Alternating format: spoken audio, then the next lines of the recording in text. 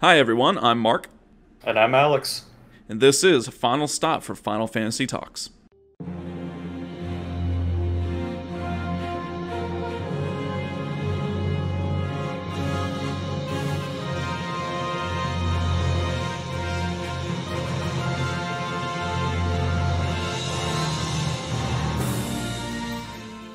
Welcome again, everyone, to our 20th episode. We're 20 episodes in, which is pretty cool. Our disclaimer, as always, is we're doing a Final Fantasy IX walkthrough. If you're new to the series, maybe you've never even played it or heard of it, recommend going back to episode 6. That way, you kind of start from the beginning because here we are. So last episode, we left going through Pinnacle Rock. We saw Braun just completely, destroy Limblum, and we got some info from Cid, and now we're kind of going back out into the open world. First thing you could do is you could go over to Ismaluk's grotto again and drop Yeah. off another Kupo nut. This one I forget. It depends on how many you've already given. You either get an elixir or I think an extension or something like that, which is a hat Okay. for the women in your party. So you can get those two things, and then of course the next letter that you deliver, you'll get another Kupo nut. Yes. And so that's what we've been kind of talking about is, every time if you don't have a Kupo nut and you deliver a letter to a Moogle, they will give you one. And if you keep giving those nuts to Maguta, you get something. So it's kind of a habit anytime you're able to, because obviously you're not always able to make it back to Gizmaluk's grotto, right? But if you are, in our case we are, just head there. Something that's kind of nice is there's also Chocobo Tracks right outside of Dragon Gate, so if you don't want to Yeah, get into any of the battles, go ahead and just summon right. Choco and you're good to go, you know what I mean? You can kind of just stop off. Kind Yeah, of exactly. on that note, also, if you didn't listen to our last episode, I completely botched my seed question I asked Alex about the Chocograph abandoned beach. I meant the outer continent, that's where we're going to. And if you don't have that one, I recommend just getting it. Try to play some hot and cold. I mean, if you're just completely burnt out and you haven't been having any luck, I understand. It's nothing too amazing in it, but it's right there once you get to the outer continent. And so make sure you Yeah. kind of just have that. All right, so I mean, at this point, pretty much, if you've done everything you want as far as Chocobo's Forest and Chocobo Hot and Cold, and just go ahead and return back to Q's Marsh. And then, if you just pretty much, I mean, there's not too many places you can go in Q's Marsh, so No. you continue along, you get to the pond area again, and you see a familiar face.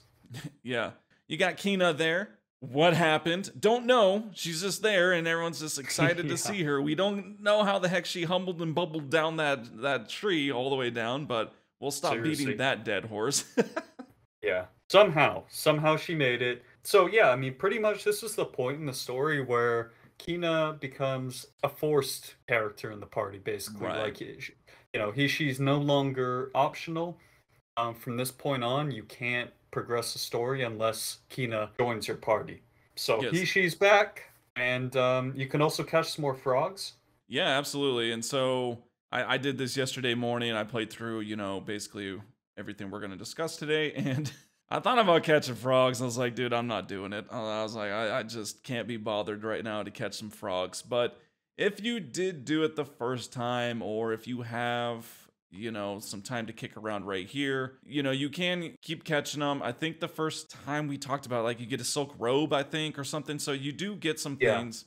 About right now, if you've already caught some frogs, you should be probably close to about the elixir, which is at 15 frogs. And then Yeah. one that you might want to try to go towards is 23 frogs for a silver fork, which you could have stolen one, but still, this is the only kind of other one right now that we're at that is available. Yeah, and 23 frogs is a bit of a reach for this area. I mean, the respawn rate, I think we might have mentioned it in our mini games, our Yeah, I think we side did. quest episode.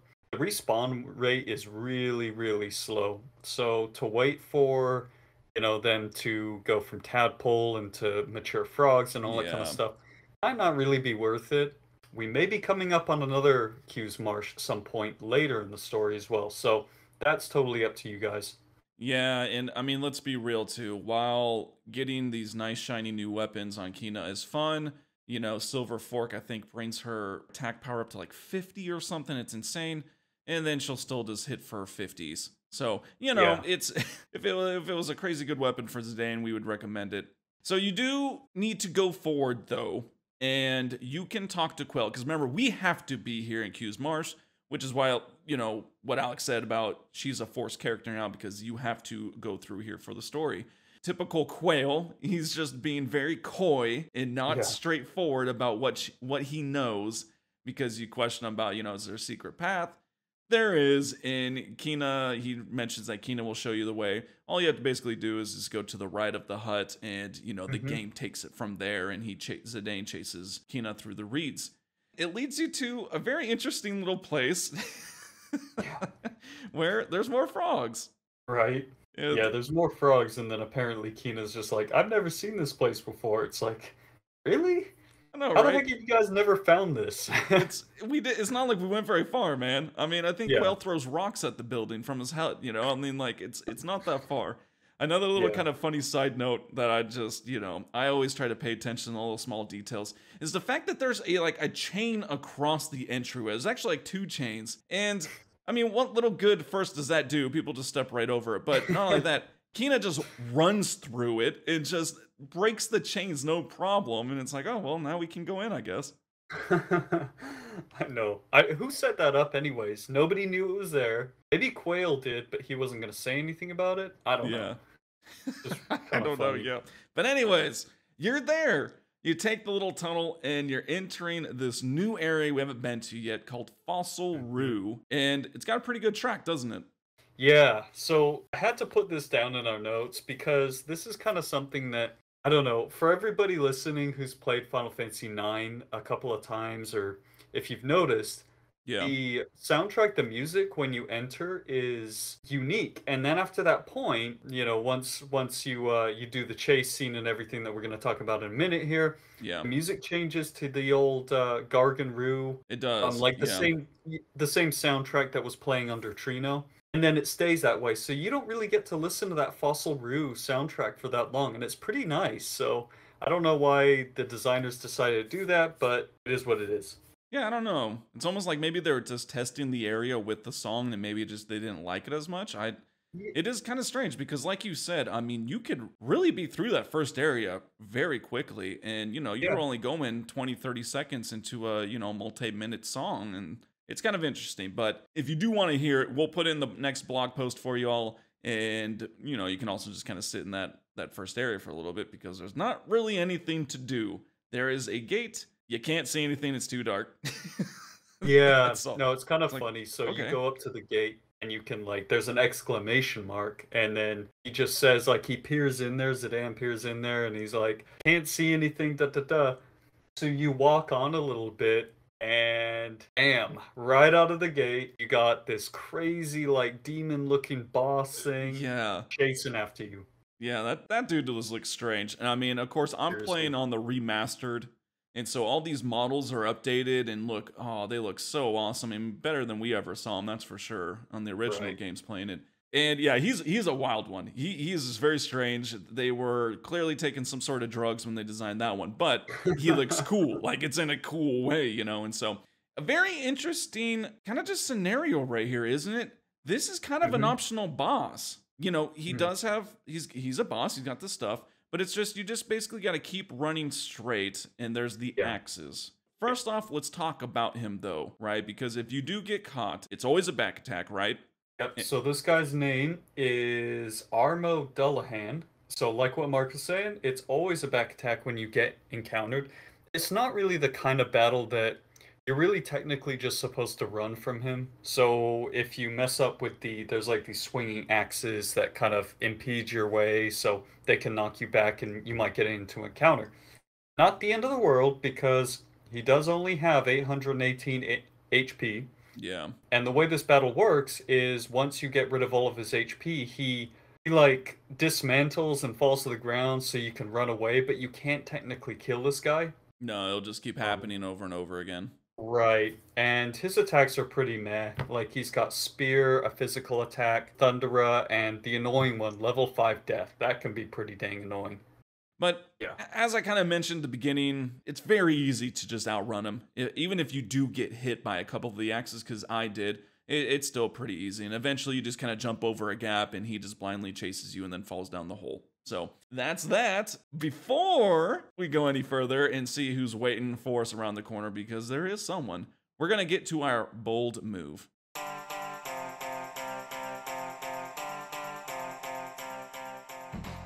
Okay, bold move. I'm going to start us out this time. I've been kind of on a Final Fantasy 12 kick, just as Alex has been on a 10-2 kick. And I'm getting a little more outside of the elements. Anyways, I'll just get on with it here. So my bold move goes to Final Fantasy 12.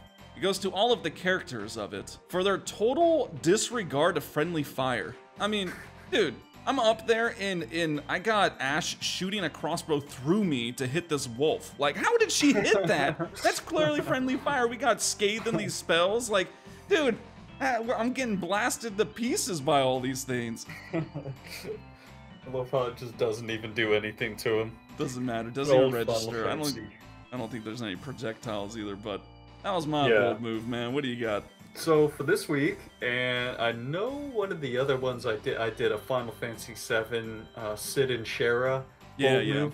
Well, here's another one for you guys. So it was a bold move for Sid when he decided to abort the launch of the rocket just to save Shara.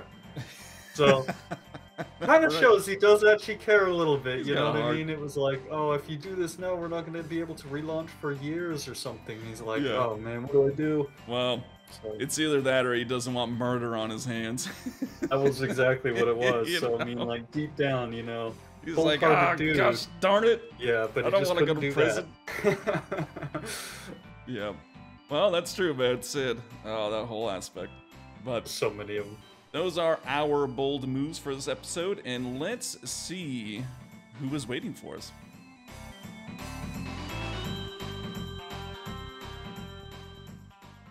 So, essentially right after that boss fight, everyone's kind of running into each other, kind of like in cartoons, you know, and stuff. Yeah. And we are met with a familiar face. We've heard of her a couple times. It's Lani. She's the most beautiful bounty hunter. I can see why. I mean, she takes my breath away. And then not only that, Zidane can't even help himself, man. It's to the point where Dagger does a little foot stomp, hands on the hips, and says, "Stop flirting." Yeah, yes, ma'am. Yes, ma'am. That part is so funny because he's like, whoa, hold on a second, have we met? Yeah, he can't help himself, man. He cannot help himself. Yeah. Yes, ma'am. Yeah. But anyways, we already know why she's here, right? She's here to get... Is it the Falcon? And it's not the Falcon Claw, but it's like the pennant, right? Yeah. From Dagger. And so we already know she's here. It's dead or alive. It doesn't matter. Just get the pendant. And so battle time. She isn't too difficult. It's just kind of a few little quirks. So her steal rates first. Let's do that. We got ethers 100%. Dude, they just toss ethers at you in this game. Yeah, they get the ethers away. Yeah, they do. You got Gladius, 25%.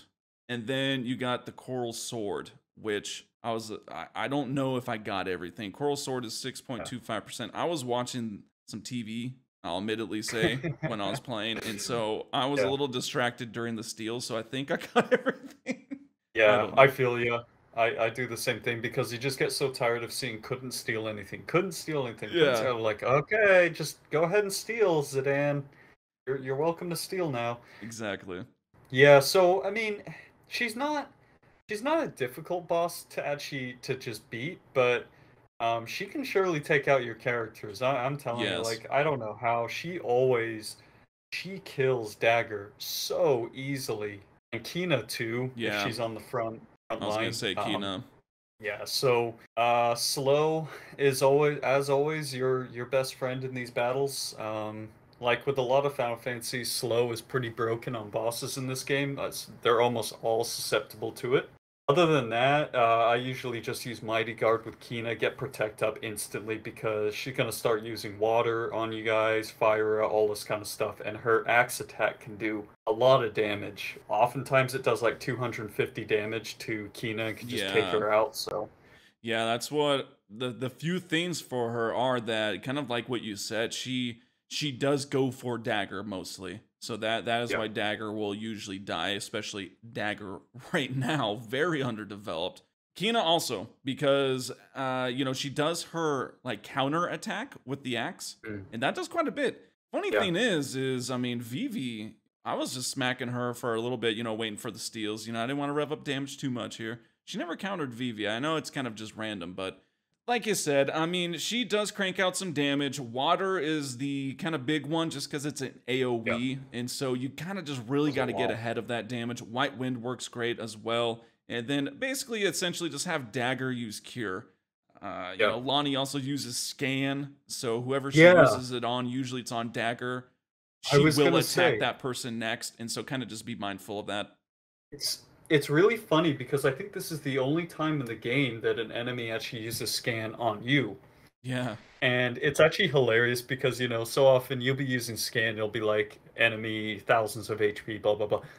She'll use it on Dagger. It's all, Dagger, level 15, 470 HP, weak against fire. Weak against fire, yep.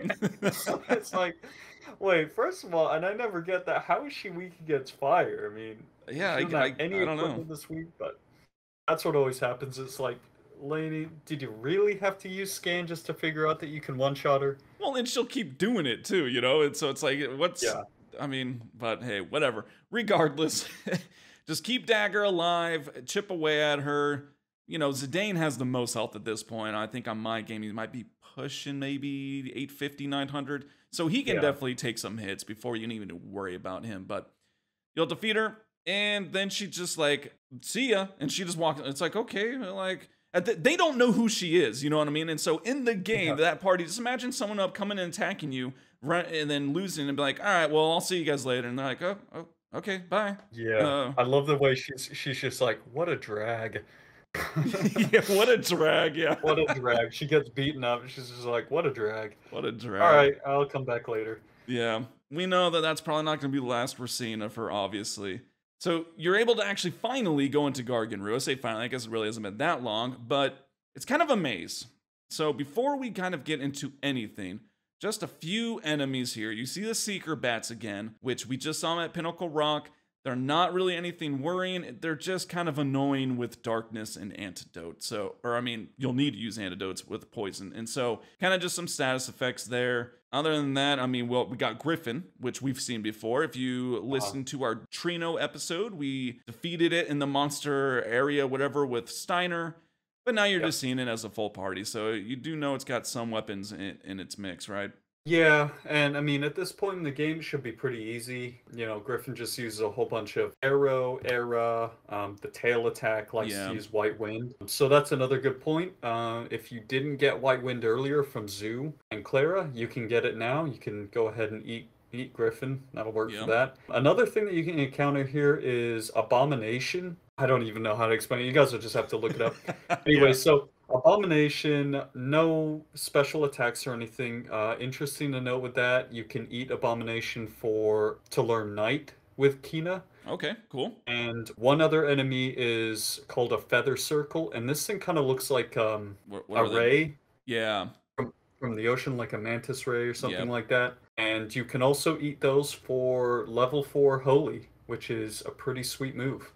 Yeah. I mean, seriously, Quina is just one of the coolest characters in the beginning because you get these like crazy good spells and stuff way early on. Yeah. And most of them will eat your MP away like none other, but still. Yeah. So that's what you'll find here. I feel like a broken record saying this.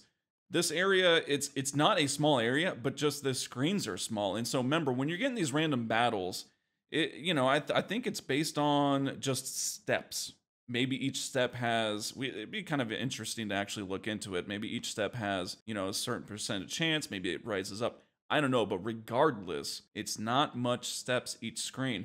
I once again only got into one battle on this whole entire area with Seeker Bats. So if you're like me and you're having this issue, I mean, yes, I kind of like not getting into random battles all the time. It's kind of nice, At the same time, though, if this keeps happening, you will start to kind of fall behind. It's not so much that things will get much harder. It's mainly just like gear. You're going to start to fall really behind in gear, and getting abilities mastered and all this stuff. So maybe just walk around a little bit extra, if you've only been in a couple of battles. But regardless, this area, it's not really large. It's medium, but it's really hard to explain where we're going in this. So we're going to kind of just try to break it down. The first main area is the one that has the Moogles and the Miner who kind of just tells you about the whole thing. We're not going to go into that.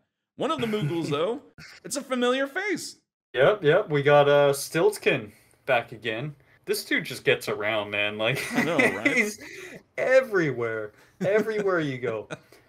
So yeah, he's creeping again. This time he comes with a nice little package.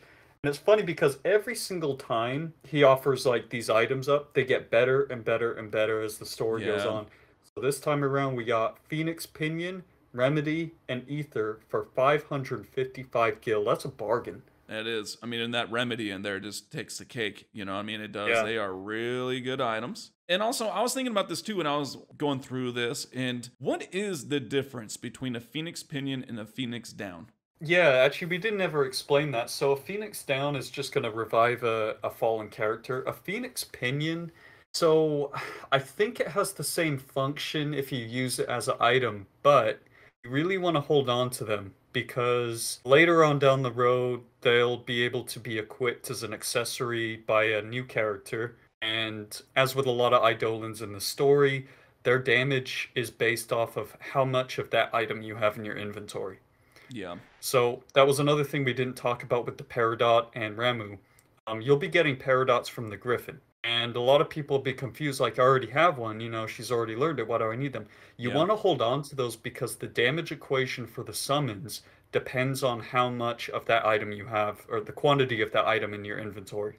Yeah, so the more the better, pretty much. Exactly. So, I mean, and especially those kind of earlier on, kind of like, quote unquote, smaller ones, you know, kind of the basic ones. You'll start accumulating those a lot, and you might be tempted to sell them. I mean, they're worth almost nothing, and so I don't know why you would. Yeah, but just hold on to them. Just keep on to them. It's going to actually increase the damage. So, good thing with the Phoenix Phoenix. I was just, I was seeing that, and I was like, I don't think we ever did talk about that. No. The other Moogle there is Maki. You got no letters to give, none to receive, and so he has received a letter, though, from Kupo. Like, that's his name, Kupo, who he doesn't know Kupo with. Okay, Kupo, the Moogle, is Kuppo, 2 Ps. So he doesn't know Kupo is how he says it. And so they were having fun with that. And he was just basically writing to Maki saying, like, I'm going to play a game of hide and seek with you. And Maki's like, probably don't care because I don't know who you are, buddy. You got that taken care of. The area that is right to the south, you got to go south first and then to the east. So down and right. If you go there first, you kind of have to if you want to do this the easiest and quickest way. You can get the fairy earrings. You already have them. It's whatever. It's free, though. Go snag them. Come back. Yep. So now you're at the Moogle area again. You're back where we started here. Now, go ahead and go north, go up, right? There's only one way you haven't been. And you got to hop on the Gargans here. We didn't really say that yet, but it's pretty self-explanatory. There's Gargans. You ride them back and forth. You switch these switches. It switches the track just to make sure we get all the items we want to do it a specific way, right? So that's why we did the fairy earrings. Yeah. You go up, you can take the top path. Eventually, you'll get to a thing where you got 2 levels. You take the top path, you get an ether. You take the bottom path, you take this windy, long path. See, I mean, this is why it's like describing, well, you take the windy path, you take the top path.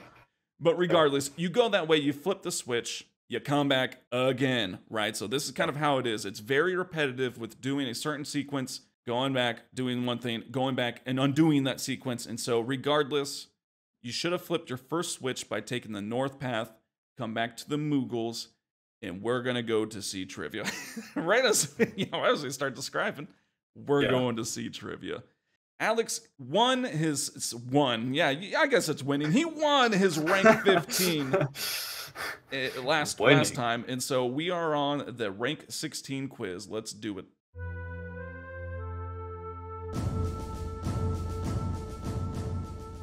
So, Final Fantasy 12. Infuse is a technic. I'm assuming you say technic, right? It is literally spelled technic. It is not spelled technique, which is what everything else is. Yeah. Right. I'm calling it technic. Infuse is a technic that heals for 10 times your current MP. Wait, did you say heals HP by 10 times MP? Yes, there you go. You explained a lot better than I did. Infuse that heals whoever you want for 10 times that character's current MP rather. True. All right, Final Fantasy X. We're tossing Yankee and B-Ron aside, all right? So don't be thinking about them. You can get Mighty Guard from Behemoth King. True. All right, Final Fantasy VIII. You can draw Meltdown from Jumbo Cactar. That is also true. I hear you Googling over there, man. No, I'm just kidding. All right, Final Fantasy 13. There's a limit on how long you are allowed to juggle enemies. And if you know what that term means, then you do. If you don't, then it's basically like you can launch enemies in the air and keep them there. True. In Final Fantasy X-2, every time, I know you're gonna know this one, but this is meant for an education for all of our listeners in case they don't know. All right. As long as you just view the comm sphere for a few seconds, you're good to go for the percentage. Oh, that's definitely false. No, the comm sphere thing is a nightmare. All right. In Final Fantasy IX, we got Freya's Luna ability inflicts confuse on all enemies. False. All right, our last question is in Final Fantasy VII. Cloud has anywhere between 8 to 10 hair spikes. You're always gonna get me on these obscure ones. Honestly don't know, so I'm just gonna say true. Alright, man. Let's go ahead and recap here. Our first question was in Final Fantasy XII, and you said true, and it is true. So infuse is a technique that if you use it, you know, whatever character uses it, it's gonna heal a bunch. Final Fantasy I've never X. used that one. Yeah, no, dude, it's good. I'd recommend it. Final Fantasy X, you can get Mighty Guard from Behemoth King, so you got it right. You said true. Final Fantasy VIII, you said was also true, and it is also true. You can draw Meltdown from Jumbo Cactar. Dude, come on, man. How do you remember that? I thought I got you with that. I played 8 not too long ago. That's true. And yeah, like Meltdown is one of those ones that's so good but so hard to find. It is. I think that's why I kind of remember. It's not a very obscure one. It's a really good spell. It is. Final Fantasy 13. Okay, man, you always get me with this. I always think that I know the answer until you kind of hesitate and you guess, is there a limit? Yeah. Now, according to what I know and everything I've read, like, you can juggle indefinitely as long as you, I mean, you got to time up the hits. It'd be really difficult to keep that going. Right, but, that's what I wasn't sure. Yeah, no, so as long as you time it, which I'm not saying is going to be easy, but if you do time it in between hits and all that, have your different characters, you can juggle indefinitely. Okay, between characters. Alright, yeah, I was like... Little obscure one. I'm like, yeah. I gotta get a little... I'm working on... Oh, it's good. I'm working on trying to word things a little more clear. Final Fantasy X-2. I mean, I already knew. It is definitely false, as you said. Guys, there are some comm spheres. If you know anything about X-2, we might be heading there after our Final Fantasy IX playthrough, which we got plenty of time. But if you're going for a 100% game, some of those comm spheres you have to watch for like minutes, 5-6 minutes, so in order to get that 0.01 percentage point. Yeah, it'll be like Besaid or something, and you've got to wait for Waka to walk out of the damn tent or something like that. Yeah, it is ridiculous. And there's like, 50 of them. So anyways, our next question was the Final Fantasy IX Freya one. You said it was false. It is false. Doesn't inflict confuse. It flicks berserk on everyone. That's right. Yeah, it's just, I just don't get that, man. I'm like, how is that useful? Most of the time, I mean, it just doesn't seem that useful. You'd think on maybe something where, like for instance, like the Black Mages, where, yeah, they're probably not going to do anything, but they do use spells. So that would be the only instance. But even then, it just falls into, that example specifically is they're too easy to even waste that. Just kill them. It's like, let's go for it. All right, our last question was the Final Fantasy VII. You said true. You guessed. Man, I'll tell you, I looked at probably like anywhere between 15 to 20 photos of Cloud in different instances. He has anywhere between 8 to 10 hair spikes, so you got it right, brother. I counted, guys. I swear. On that. I swear. I looked at the kind of out of battle models. I looked at the in battle models. It's so anywhere between 8 to 10. I'd stake my low reputation on it. I was like sitting there. I'm like, dude, I'm not gonna be able to figure this out. So I just guessed. Yeah. I was like, it seems like it's he's got at least 6 spikes on there. He's got at least, yeah. But regardless, man, you are once again on fire. You're passing it. Yes. I'll dig into the strategy guide. I keep saying that. I just keep thinking of fun questions that I like to ask. So, but you got it, man. Rank 16. Nice. Keep it rolling. Man, you're all invited to his after party. He will provide drinks. So there's that. All right. Anyways, man, good job, and let's continue on and see what we can find inside of Fossil Roo.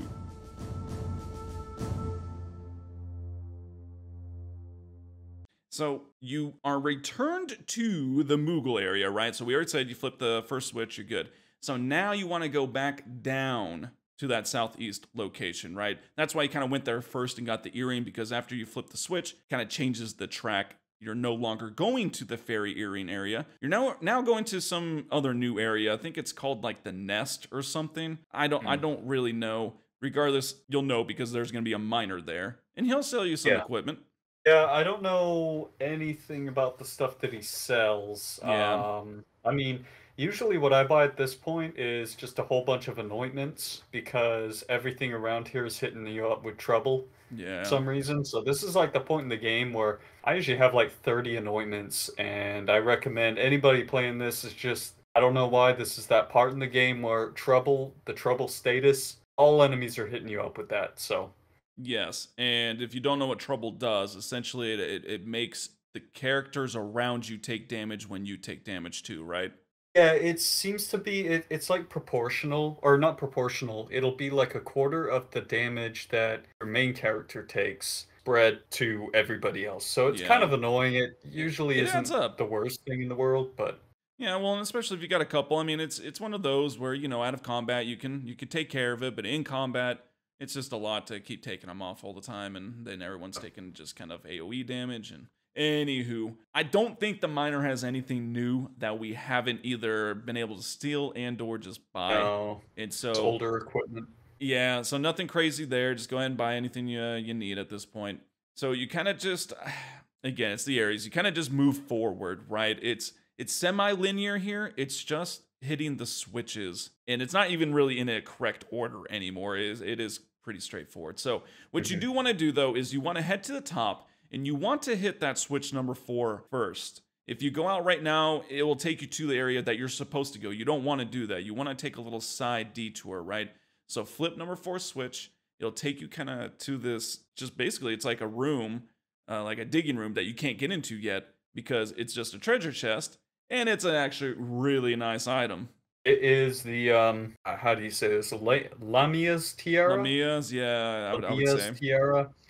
Yeah, so it's kind of funny because it's a little bit of a throwback to older Final Fantasies, Lamia or Lamia's. One of the enemies that's like a recurring enemy in the Final Fantasy series. Okay. So it's a little bit of that. But aside from that, really, really good item. I think it's a headpiece, right? It is. Yeah, no, it's really good. You know, it boosts the stats that you want. The other kind of just nice thing that it has between the mix of abilities, if you're like me with Dagger, I'm finally starting to get caught up on the weapons. You know, between the different rackets and the rods. Currently, right now in my game, I was using the Stardust rod because I just got it. It's got like float and something else on it, I think, and you know, pretty good spells I don't have yet. And so with the combination of silk robes, I think that has the ability up, which the Stardust rod has, and then Lamia's tiara, like it has the magic. And so if you have the tiara and the silk robes on, you can now use your best weapon you have with the dagger, which is actually pretty good. You will be surprised at how much she'll crank out. And that's the Multina racket. You can finally use that. So it's just cool because that tiara kind of just really, it's like a puzzle piece for you. It fits perfectly, and you can use a bunch of new stuff that now you're learning everything all at once, and it's all way better than what you were using. And so, yeah. Yeah. And like what you said, the racket is so nice because it's a long-range weapon, so Dagger can be in the back row. And she does, yeah, I mean, like what you said, it seems to be so much more damage than the rods do. What, 300 damage or something like that? I mean, it's pretty dang good. It's around there, yeah, especially for just kind of the, you know, healer. And so, no, it makes her kind of a little more useful instead of just waiting around to heal, you know, or use potions or something. But regardless, go ahead and exit that room again. I mean, there's literally nothing else there. Hit the switch, and now go ahead and go forward. So you'll take the bug. It'll take you to this like kind of pool area that has vines. You'll get spit down, and then like it shoots you into this pool. The way you come out of the pool is he does a backflip out of the water. How? This dude's got some skills, man. Oh man. A backflip Imagine trying to do that though. water. It's like, how does he get the speed? Like, what is he pushing off against the bottom of the pool or something like that? It's crazy. There's like a geyser under the water or something that just shot him up in the air. But yeah, it's actually a really annoying part though for anybody who's gotten to this part, or you will get to this part. There's like a whole bunch of little statues on this wall. Yeah. And you can climb on the wall. I forget how it works, but like the statues will spit out this stream of water that'll knock you off the wall into the pool constantly if you're at like a certain distance from them or something like that. So it's kind of a weird little part. I don't really know the algorithm for it either. You know, like I don't know what it causes it to do it, but regardless, you will always get hit with that first one. You get hit by him all the time. Yeah. Rather than going down, so out of that pool, rather than taking the path south down, head up, and you'll climb up the vines again. Don't worry, you'll be fine this time, and climb up to kind of the second level. And there is kind of an interesting area. It's the area that you saw when you were getting the tiara, but now you're in the bottom section. There's a miner there. He's like, back off, fool. This is my problem. You know, like, this is my area. This is my turf. But, you know, his demands aren't very high, are they? No, I mean, he literally just... It's just so funny. He's like, give me a potion, I'll let you dig here. It's like, right. What is a potion, like 100 gil or something? Alright, here you go. That. I doubt even that. No, and you probably got like 30 or 40 potions at this point. Yeah. They basically become redundant with Dagger in the party. So, yeah, just go ahead and give him a potion because there's some really good stuff to get here. So, I believe in a letter you learned about a certain Moogle who's playing the game, right? Yeah. Yeah, and you can see it. So pay the potion for sure, and he'll give you basically his pickaxe is essentially a potion. Bite of your sandwich for a lift, sir? You know, like I don't understand it, but you know, yeah, you can dig around this area now. I'll let Alex get to that, but on the upper level, you can see it. I mean, it's like the wall. It kind of looks like a bunch of boulders or something. It's really hard to miss. It's just obvious. Yeah. And you just gotta dig there. Now, just like with the Stelazio coin back at Trino, this game likes to make you sit there and do things over and over again, you know? I mean, what, you had to give Gil like 13 times to the fountain, right? Now, you gotta dig 11 times. So just make sure you just keep digging. It's like nothing's happening. Well, no, it's not. Keep digging. You'll start to hear the Moogle saying Kupo behind, and then, you know, he's free. It's Kupo, the Moogle that sent the letter. And now you can finally get another letter. If you talk to him, you'll be given a letter, and it's from Kupo to Kupo. Yeah, I didn't mess that up. It's true. Kupo, the 2P Moogle that we're talking to now, wants you to give his letter to Kupo, the 1P Moogle. Yeah. So this will be fun to try to explain to you guys in the future here. I always think, is it Kupo and Cupo? I don't know. We should probably just call him that, right? Cupo. Cupo. It's just weird. But if you just dig around, there's a bunch of different items that you can get, and the amount of digs that you have to do, or the amount of like pickaxe strikes or whatever, varies. But, you know, it's pretty easy to get a lot of ore from here. You can get, I think, even ethers and things like that. One cool item that you can get, and I don't think that I've ever gotten this item, it's but so low apparently... chance. Oh yeah, I don't know what the chance is, but apparently you can get a Maiden's Ring. This is an interesting one because it's really low chance. Some people have spent like 20 to 30 minutes just trying to get it. Yeah. It's pretty funny because you actually get an achievement for this. It's called The One Ring.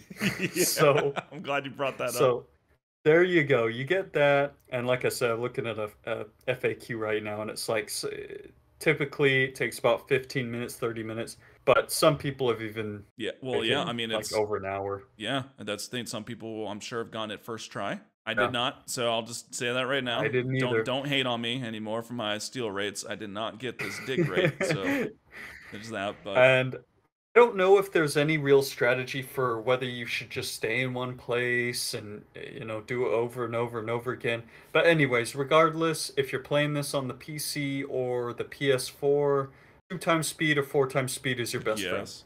Yeah. Absolutely use those modifiers. Speed up time.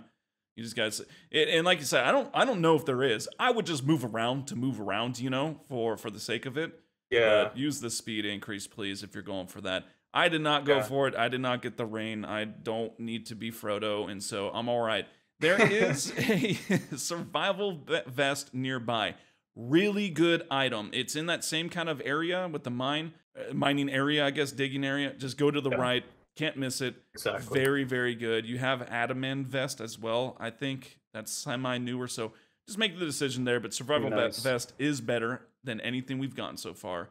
At that point, if you're done digging and you've done everything, you are good to go. This is another one of those areas, though, that you can't return to, correct? Yeah, so interestingly enough, basically to get out of this place, you go back to that like wall with all the vines on it, Yep. and you climb up to the very top, and there's another switch, and it basically gives you a warning, which I never really understood because I didn't understand what the heck it was saying. But it was basically saying that, you know, you change this course of the last Gargant, and you can never return to this place. Yep. Okay, fine. Switch it, you get on the Gargant, and I found out that the reason why you can't get back is because once you get to that end part, Mm-hmm. there's no Gazal greens. No, which is what you've been So, using to feed them. Yeah. yep. And another really funny thing I just trial tested because I'm really interested in this with Final Fantasy, the way they do these areas that you just can never go back to, Yeah. and there's several of them in the game for some reason, you know, because sometimes it's kind of fun to just go on like a nostalgia trip Yeah, and go visit exactly. these places and whatnot. But the other place that you enter Fossil Roo from by Q's Marsh, they just randomly put like a pile of rubble there so you can't get through it. And it collapsed in behind us. Yeah, we heard Yeah, that happen. you can't climb over it. No. just have Quina smell some frogs and run through it again. You know, you'll be all right. It's the whole invisible plot barrier thing that they do in these games. It's really funny. That is. I'm glad you tested that out too. Yeah. So make I was sure curious, yeah. before you flip that switch, and again, it does give you the message. Just you've gotten at least, you know, the few items in the letter from the Moogle. Not really much Yeah. else to do, you know, other than Not those really. things. But The only other thing you'd be missing is just the digging mini game, but again, Yeah. that's just not a big deal. no, it's not. And so yeah, you take that last one and you're stuck. And you take the entrance or, you know, exit, I guess, either way, to the outer continent. So we are at the outer continent, man. We are done with the mist continent for now, at least, and into the outer. I will say, Alex and I, we agree here that some of these next places coming up are some of the favorite, and we're going to have so much fun with it. Yeah, But- this is when it really gets good. Yeah. But anyways, that is going to do it for our episode. Thank you so much for listening, everyone. We are 20 episodes in, and we are loving it. We've got a full head of steam here, so we're plowing on forward. As always, make sure to stop by Final Stop for FinalFantasyTalks.com. It's just where our blog is. You can also read and see us, you know, read a little bit about us. And the blog posts, you know, just have a little bit more tidbit about the info. I do usually correct things, so obviously, you know, sometimes we give out misinformation. Obviously, my C trivia questions are starting to get a little sketchy here, but you know, I will also, you know, we will correct ourselves in that blog, and so that's kind of the first stop for some corrective measures, and also we'll put the songs in there as well, and so just a good place to check out. And then also Instagram, Final Stop for Final Fantasy Talk, same handle. We're on there. We're posting clips. It's been a blast, having so much fun. So that is where you can find us. I'm Mark. And I'm Alex. And this is Final Stop for Final Fantasy Talks.